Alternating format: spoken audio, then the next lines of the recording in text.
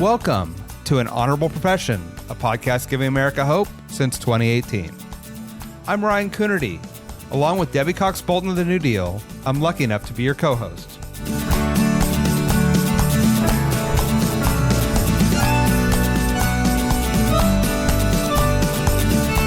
An Honorable Profession is a New Deal Leaders podcast. The New Deal is an organization that supports the next generation of American leaders. From attorneys generals to state senators to mayors to school board members, these are the people that are pushing policies and politics that will respond to climate change, rebuild our economy, address racial injustice, and restore our democracy. These are incredibly talented people who have dedicated themselves to public service when their country and their communities needed it the most. Check out newdealleaders.org to see what I'm talking about. In today's special episode in our ongoing series about how government can get shit done, I talked to Kristina Costa, former Deputy Assistant to the President and Director of the Office of Clean Energy Innovation and Implementation during the Biden administration. Kristina walks us through progress made and results delivered through the implementation of the Inflation Reduction Act in making energy more affordable, generating jobs, and creating clean energy markets. She also explains the actions by the Trump administration and Republicans in Congress in recent months to roll back that progress and undermine the clean energy economy. We talk about what state and local leaders can do in these new circumstances, including specific recommendations around permitting reform, tax incentives, and more, as well as how we can help educate people about what's going on, and her hope that the clean energy industry will stand up to the administration going forward. This was admittedly a very sobering conversation. But along the way, Kristina also offers hope about the impact state and local leadership can provide and the opportunity we have to do things differently and better in the future. I hope you enjoy. All right, Kristina Costa, welcome to An Honorable Profession. Thanks so much for having me. Excited to be here. So happy to have you here. And we're talking as part of our series about how Democrats can get shit done, which feels like a really important conversation right now in all kinds of sectors. So maybe you can just kind of start with telling us about what all the results of the work that you did over those 4 years in the Biden administration. You know, what got done in that 2.5 years, not only were we able to award more than $107 billion, obligate more than $98 billion, and again, you know, get tax guidance out on the street on 23 distinct clean energy tax provisions. But we really saw was the entire economy responding to that law with speed and with alacrity. And so in the course of that 2.5 years, there were more than $400 billion in private sector announcements of planned or real investment. A lot of that was in the manufacturing sector. We saw over the course of just 2.5 years, the United States get on a track to go from having just about 10 gigawatts, for instance, of solar module manufacturing capacity to having more than 50 gigawatts either operating or planned. That is a huge swing in a very, very short period of time.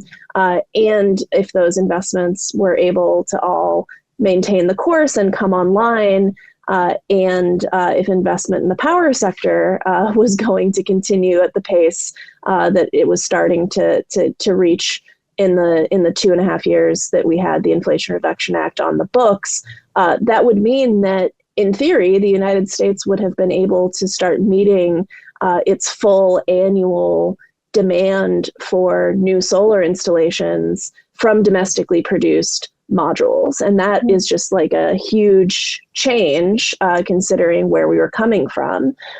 We also had a lot of unique projects, I think, that flew under the radar a little bit, but that of which we were enormously proud. And so, for instance, in December of 2022, my then boss, John Podesta, was able to do a big announcement with Lou DeJoy, the Postmaster General of the United States Postal Service, with big plans to transition the postal fleet using both money from the Inflation Reduction Act and money from the Postal Service's own operating revenues to new electric vehicles, some of which were custom designed and that you can actually start seeing now out on the street.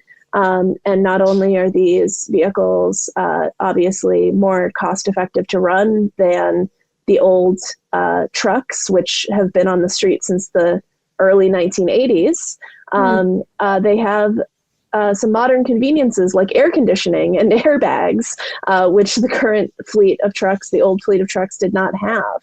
And that was an investment that was enabled by the Inflation Reduction Act. We actually saw the first ever canal solarization project in the Western Hemisphere in the Gila River Indian community in the southwestern United States, supported by the Inflation Reduction Act. And this was a project that mounted solar panels on top of an open air irrigation canal that feeds from the Colorado River. That region of the country, of course, experiencing an historic decades-long mega drought. They need every drop of water that they can possibly get conserved in the system. And by putting those panels over that canal, not only is the tribe getting the benefits of additional clean electricity generation, but it's actually helping to reduce evaporation rates in that system and preserve water. We had more than $10 billion awarded to rural electric cooperatives to transition to cleaner generating sources and to make grid upgrades that will help keep the lights on in rural communities, even in times of extreme weather. And so, in places and sectors across the country, we were seeing people going to work in the clean energy industry. We were seeing increasing unionization rates in clean energy jobs, thanks to the incentives in the Inflation Reduction Act. We are seeing real investments and change happening in rural and tribal communities supported by the Inflation Reduction Act. And we were seeing our manufacturing sector bounce back after decades of underinvestment and losses of jobs and innovation, particularly overseas to China. We were seeing, again, those jobs coming back in solar manufacturing. We were seeing huge announcements in battery manufacturing that were posed to put the United States on a much more competitive long-term footing as the rest of the world continues apace to combat climate change and increase electrification. And then, Debbie, the strangest things started to happen. Strangest thing started to happen. And maybe you can, it's so much every day. We were talking a little about this. It's like, trying to stay evergreen in a conversation like this. We don't even know what's going to happen while we're talking or later today. But can you maybe walk through what has happened? Obviously, we're all well aware that the Trump administration has targeted a lot of the IRA provisions, a lot of the IRA money, trying to pull back a lot of different things. Congress did the same in the Republican Congress with the BBB and other things. So maybe just help us make sense of like what actually is able to still go forward and what is not at this point. Yeah, so really they have launched a full frontal assault on this burgeoning clean energy economy, using every tool that they have available, and some that candidly, I think the courts have concluded that they don't have available, but it's not stopping them from trying to use them anyway. So it really started at the very beginning of the new administration with the illegal attempts to freeze disbursements of already obligated funds. And I know that, your much of the audience of this podcast are they're government professionals. They work in state and local government. They understand that historically, when you have a signed contract with the federal government, you've had an expectation that contract was going to be honored by your counterparty. And so, in the very first weeks of the administration, that illegal funding freeze really harmed a lot of programs from the Bipartisan Infrastructure Law and from the Inflation Reduction Act, where, states, cities, nonprofits, private companies had all sort of gone to bed one day with the reasonable expectation that they would be able to continue their work according to the contract that they'd negotiated and signed with the federal government, and woke up the next day to find the administration trying to say, nope, our word is no good, and you are not going to be able to access these funds. Of course, there have been a number of court cases about those actions, and much of the grant funding now, because of the injunctions that have been issued by the courts, is supposed to be flowing once again, although there have been very much different experiences agency by agency in terms of whether grantees have in fact been able to reliably access funds, with in some agencies, the political leadership insisting on personally signing off on every minor expenditure, for instance, and just putting in place procedures that seem to be certainly going opposite to the spirit of the court orders, if not technically opposite to the letter of the court orders. Separately, the administration launched a really aggressive highly politicized attack, I should say, on one program in particular, which was called the Greenhouse Gas Reduction Fund. This was a $27 billion program, $20 billion of which was designated by Congress to capitalize nonprofit financial institutions to help invest in clean energy projects, and really to invest in clean energy projects at a community scale. And, this was an idea that actually has its roots in bipartisan legislation in previous Congresses. It was an idea that had Republican co-sponsorship, because if you take a step back from the politics for a second, it's an idea that makes sense, I think, to people on both sides of the aisle, which is that I often think about investing in clean energy in the United States in three buckets of activity. On the one hand, you have activities that are really only financeable through traditional non-recoverable grants. And that's either because you're doing, really innovative research and development and you don't know if it's going to work or not, right? But, you've got a good theory and you got to try it to see if it will end up being a solution. And that's sort of a really good use for traditional grant dollars. You may also have, there are communities in this country who are incredibly poor and do not have resources to make investments that will improve their communities. And that is obviously another place where just sort of traditional grant financing remains really appropriate to use, because not only are you trying to invest in clean energy, you're actually trying to alleviate poverty, right, alongside of it. So that's kind of one extreme of the spectrum. On the other end, right, you have projects that are sort of fully commercially mature, going to generate a significant return on investment. They're relatively low risk.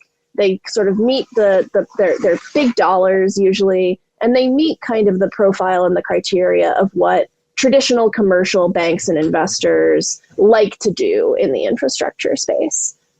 But then you've got this huge range of stuff in the middle that can generate returns. So it's not necessarily a good candidate for pure grant financing, right?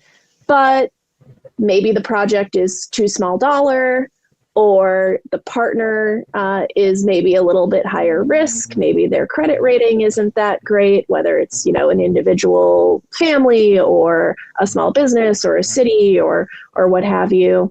Or the repayment period is going to take too long and your commercial lender isn't going to be super excited about it. So this range of community scale projects, though, is huge. It's a market that could be, well over $100 billion in investable opportunity, probably more. But it is an area that has sort of struggled to scale. And so the Greenhouse Gas Reduction Fund was really aimed at trying to hit this missing middle, and to get those kinds of projects off the ground faster, nationwide. It was not initially impacted by the funding freeze because that $20 billion was for capitalization of these other lenders. The money was no longer sitting on the government's books. And so they had to launch a separate attack to try to claw that money back. And that is still subject to litigation. It's, as we sit here on August 12th, it is in front of the Circuit Court of Appeals for the District of Columbia, and we don't know what the outcome of that is going to be. So that was kind of the first couple of months of administration action. Yeah. Simultaneously, right, Congress starts debating their big reconciliation tax bill. They want to extend their tax cuts for the wealthy and large corporations, and they want to do a lot of other things besides in this piece of legislation. And so that gets debated over really an intense period of time, I would say, between May and the 4th of July. And the outcome of that legislation is not great for clean energy tax credits. And it is not great either, I would say, actually, for people who are interested in accelerating permitting of projects. So first, the bill made quite a lot of changes to the tax provisions in the in the Inflation Reduction Act. I think most notably, it set a very, very sharp cliff for the expiration of tax incentives for wind and solar projects, gave sort of a longer period of eligibility for other kinds of clean energy projects, like geothermal and actually battery storage and nuclear. But the fact of the matter is that, again, those are not the projects that are fast to deploy. They are big, they are complicated, they are costly, they take a very long time to build. Geothermal and nuclear, at least, not so much batteries. They also imposed really complicated restrictions around sourcing of products to go into those projects. These are called sort of the foreign entity rules. And that is also going to be having a sort of chilling effect on investment because they are so thorny and onerous that I don't even want to attempt to try to describe them. The NYU Tax Law Center has a great explainer on all of this if anybody really wants to get into the weeds.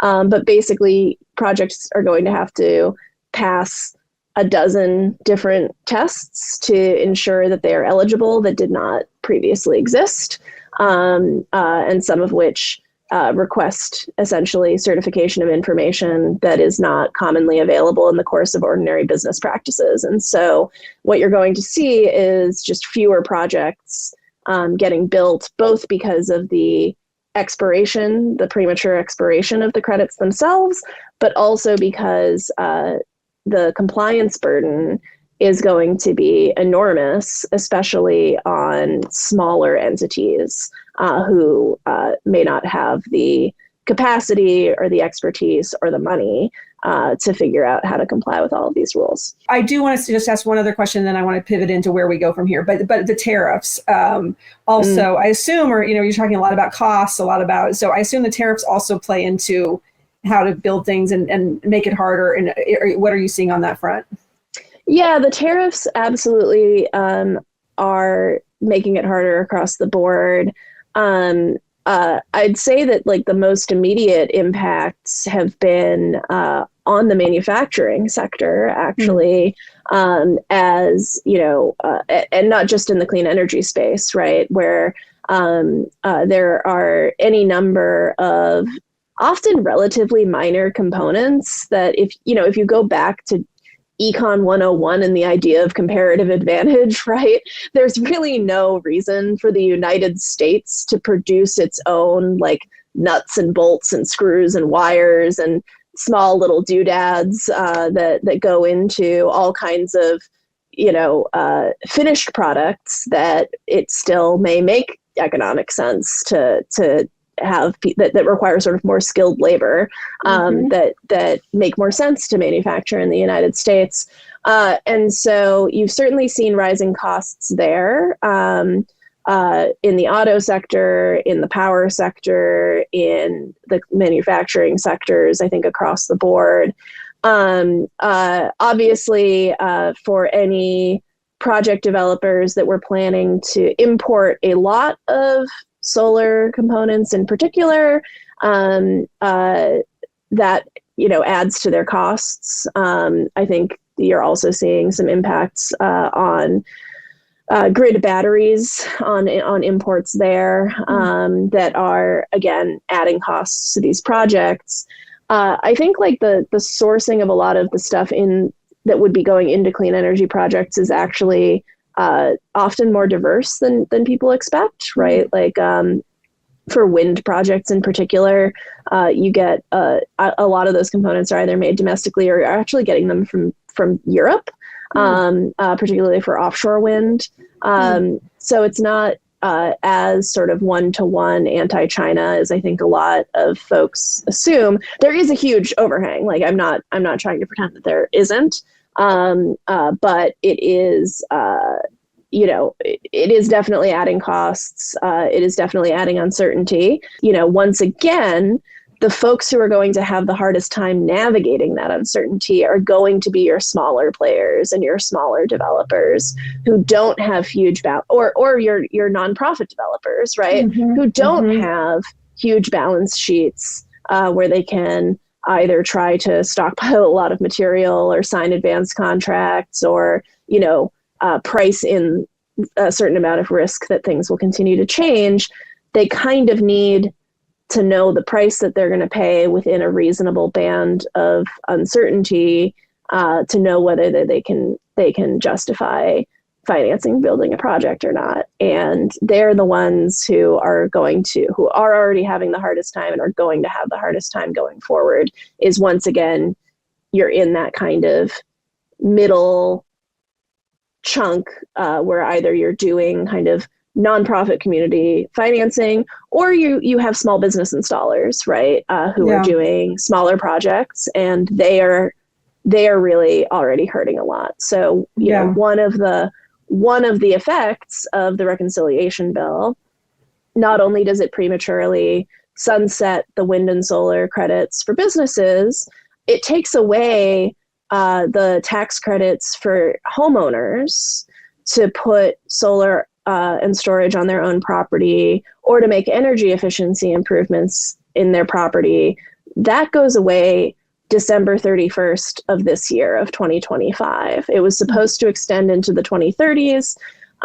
It has, these are provisions that have been around since the George W. Bush administration. Again, were historically bipartisan in nature. And a lot of the residential sector is serviced by mom and pop small business installers who might do, a few dozen to 100 jobs a year. They've got a small crew. These are really kind of as much home contracting projects as they are anything else. And that's a sector of the economy that is highly dominated by small enterprises. And so, those guys are just totally taking it on the chin between the tariffs affecting the cost of all kinds of things across the board, and these incentives going away that are going to eat into their customer base. Yeah. Well, we have not painted a very rosy picture, so we will try to pivot. But it's a helpful and it's a very well easy to understand picture. So thank you for all of that, because it is really complicated. I feel like of just piecing it all together, and you did really helped me understand a lot of this and how it they intermesh and stuff. So, but thinking a little bit about what to do with all that information now, and particularly if you are sitting in a state and local government office, either as an elected official or as a government employee, or anything, or even private sector, where do we go from here? For people who still want to make progress on this front, what are your recommendations? Yeah, for sure. So, I mean, I know that it's going to sound like it's hopeless given everything that I just painted, and it's really hard right now. But I do think that there are still opportunities, and I think that there are still a lot of opportunities at the state and local level. One of those places I think is actually in the much talked about, much maligned area of siting and permitting. And so there are a couple of, I think, important things for, New Deal network members and others who are sort of like-minded to think about where there might be opportunities. One is that we have seen in recent years an increasing number of local ordinances barring renewable or severely restricting development of renewables, whether it's wind or solar or battery storage. Heat Map News, which is a sort of climate and clean energy focused news source, did an assessment recently looking at as many ordinances as they possibly could, and found that something like a fifth of counties in the United States now have something on the books restricting the build out of renewable generation or battery storage. And that varies, right, from caps on size to restrictions on how much land in the entire county can be taken up by renewable projects to outright bans, right? And these are things that are, again, artificially restricting the market for what are, again, energy resources that are important for helping consumers and small businesses control costs at a time of rising load growth. And so I think that, state and local legislators and commissioners and citizens can look at that work and say, are these ordinances actually serving us? Are they written in such a way that they are actually achieving good outcomes for our communities? In New Jersey, the Senate just unanimously passed a few short weeks ago a bill to radically streamline the permitting process for rooftop solar.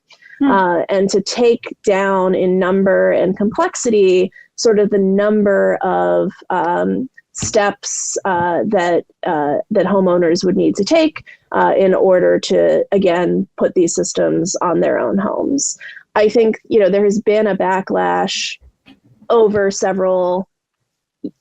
many years, growing and driven in many parts of the country from investor-owned utilities who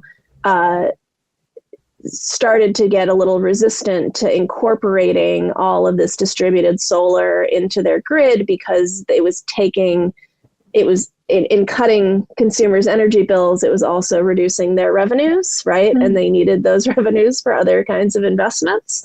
But at a time of load growth, I'm hopeful that actually in some states you could see that conversation get revisited about how these distributed resources are tariffed, how they are integrated into systems, and to try to get some of those IOUs to see them as an opportunity for resilience and for cost reduction, rather than a source of competition, which I think is a little bit of an outdated way of looking at it, given, again, the enormous sort of macro stresses facing the grid. California is floating public financing options for their utilities to make grid upgrades and improvements instead of having those rest only on rate or primarily on ratepayers. I think that's very interesting and important. I think that there are opportunities too for state and local officials to work with these especially with these hyperscalers and data center operators who are, again, adding so much load to the grid, but are some of the richest companies in the history of the world, to get them to put more skin in the game in helping to finance improvements to the grid, things like reconductoring or advanced grid electronics that actually can help us get more resource out of the generating capacity that we already have, in addition to bringing new clean capacity online.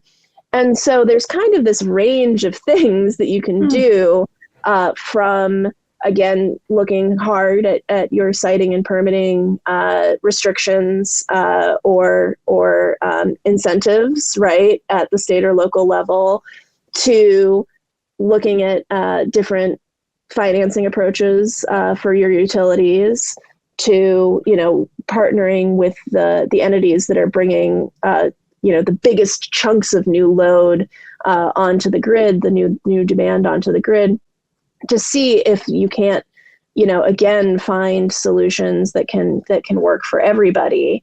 All of these things are important.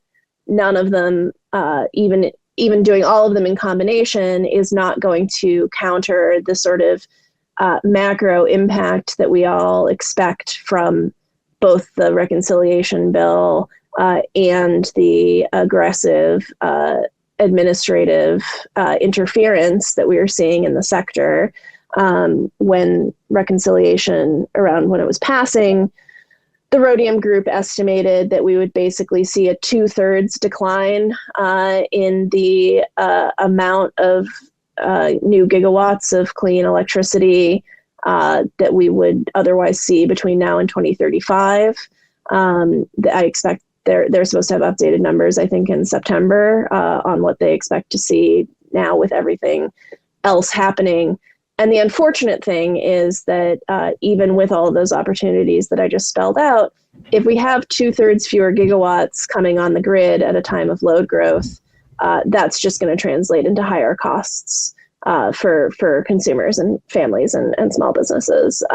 There's just no two ways around it. And so I think the other thing that folks need to be taking very seriously is that they need to be talking about why people's energy bills are rising. Yeah. And, countering the misinformation out there that, oh, it's because of these crazy climate mandates, and, oh, it's because wind and solar is so expensive. That's not what is causing the rising prices, right? It's where we started. It's load growth. It's the artificial suppression of clean energy. And it's the impacts of extreme weather and the wear and tear that's having on the grid, which is just, it goes in a circle, right? Like if we don't invest in cleaning up the grid and making it more resilient, it's just going to raise everyone's costs more because it's going to fail more and more frequently.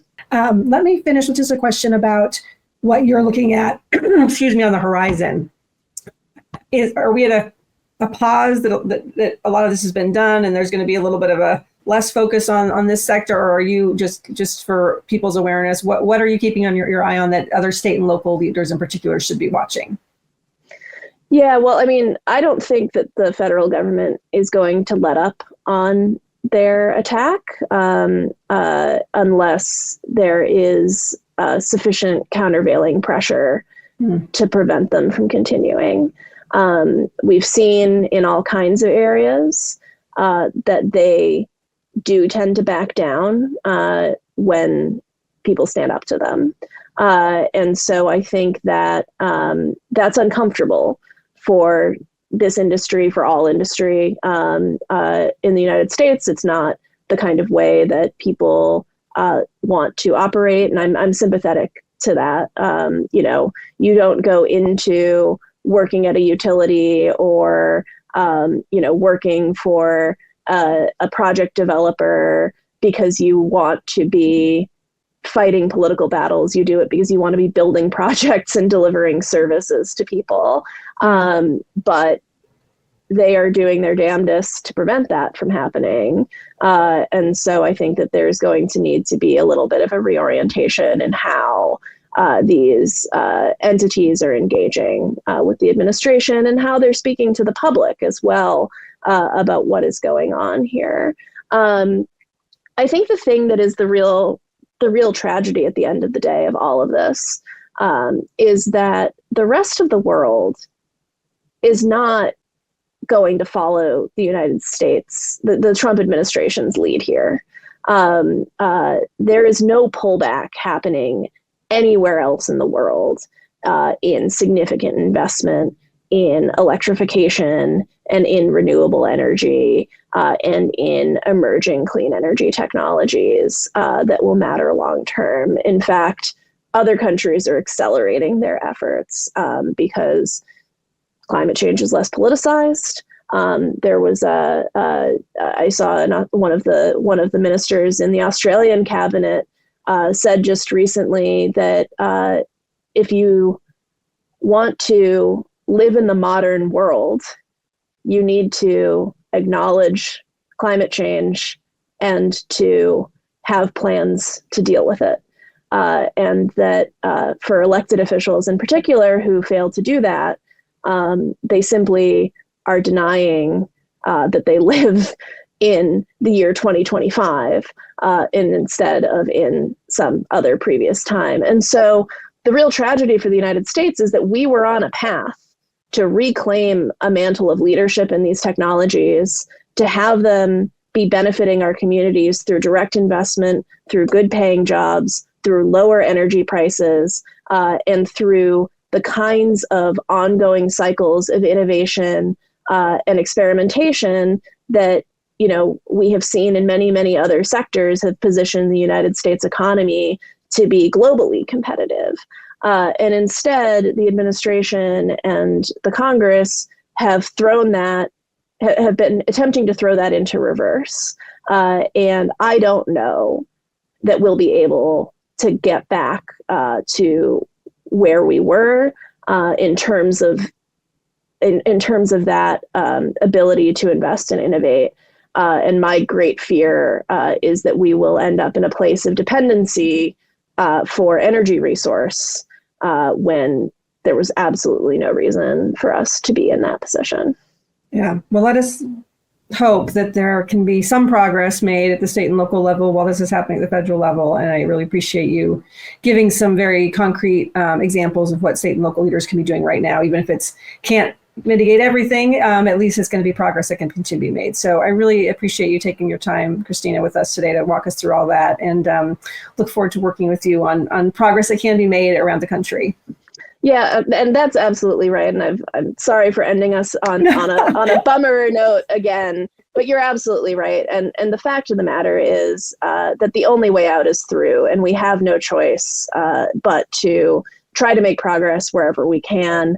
To think and to take honestly the challenge of this load growth moment that we're in as an opportunity to think a little bit differently than we have in the past about how these systems are managed and financed and built, and to do that in a way that, again, prioritizes resilience and pollution reduction and cost reduction for people, because that is, at the end of the day, what is going to, help our communities and our families the most. Yeah, thank you. That was really well said. Thank you so much, Kristina, for your time. It's great to see you.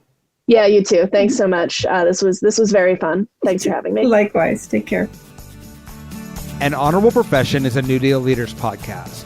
Thanks to the team at New Deal for producing this episode. We encourage you to bring honor to public service, and because we keep things honorable, no tax dollars are used in the making of this podcast.